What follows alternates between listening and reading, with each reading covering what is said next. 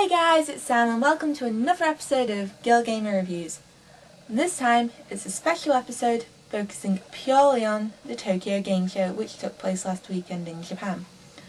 Now in this video I'm going to talk about some of the key highlights from the game show itself and have the trailers that were released at the game show playing here. But so you can watch them for yourselves, I will post all the links to the trailers featured in this video down here, as well as a link to find more information on the Tokyo Game Show itself. So let's get on to the games. Now this game is coming to both the PS3 and Xbox, and has been in development for a year but still has a long way to go. The game blends Asian mythology and science fiction into a new style which seems very influenced by the God of War series, as Asura is a god revered among his people and kind, until one day he is stripped of his powers and sent to Earth and plans to get revenge. There isn't much else revealed about the game at the moment, as it still seems to be early days, but hopefully we can follow this project as it develops. Next, we have a game which is being released exclusively for the Xbox called Rise of Nightmares, which is being brought to us by Sega. Normally, Sega do their House of the Dead horrors in a very comedic style, but not this one. You yourselves will be playing in a first-person horror game using your full body as a controller. Again, there isn't much information about these games as it's still very early days, but this is definitely one to watch if you are a horror fan. Next up, we have a game known as The Last Guardian, which is brought to us by the developers Team Ico.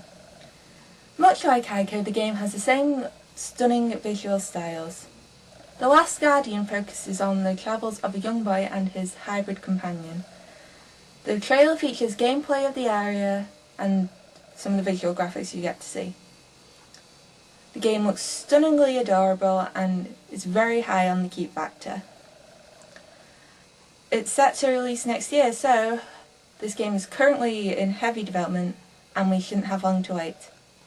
For fans of Shadow of the Colossus and Team Ico, you'll be happy to know that these games are getting a reboot up to the PS3 with re-releases of extra content as well as the chance to play them in stunning 3D.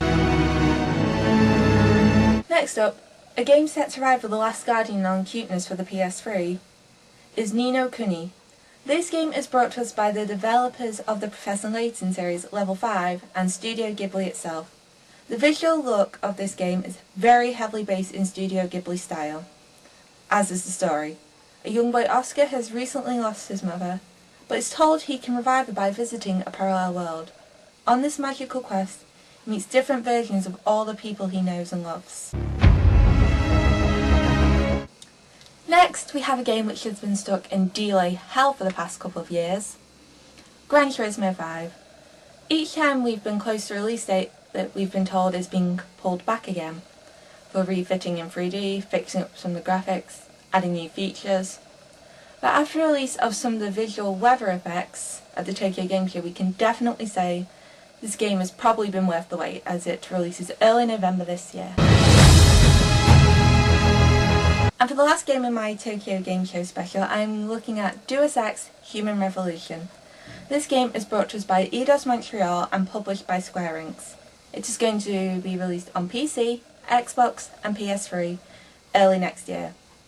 The game already looks visually stunning and voice acting seems well, as they now released an English trailer for it. The game itself follows the story of a security guard, Adam Jensen, who works for a very high-tech security company in the dystopian future, very reminiscent of Blade Runner. After an attack on the business, Jensen's left severely injured and fighting for his life. The only way to save him is to turn him into one of these metal machines he hates so much. After the surgery is a success, Jensen is sent on a revenge mission to get those that did this to him. The action from what we can see is looking very great, visually stunning, and not long to wait. Definitely a game that I'll be getting.